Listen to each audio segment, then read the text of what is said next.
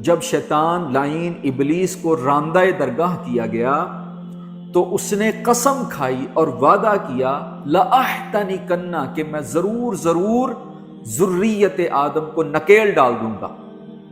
جس طرح جانور کو لگام ڈالی جاتی ہے، نکیل ڈال کر کھینچا جاتا ہے، ہانکا جاتا ہے، شیطان نے کہا کہ میں اس طرح سے آدم علیہ السلام کی اولاد کو نکیل ڈالوں گا، ان کو ہانکوں گا، ہر طرف سے اس پر حملہ آور ہوں گا، جنود کے ذریعے اور دجل مکر و فریب کے ذریعے اور بدزنی کے ذریعے۔ ربی اعوذ بک من ہمزات الشیاطین، ہمزات کے ذریعے، نجوہ کے ذریعے، ربی اعوذ بک من النجوہ ونزغات الشیاطین، نزغات کے ذریعے۔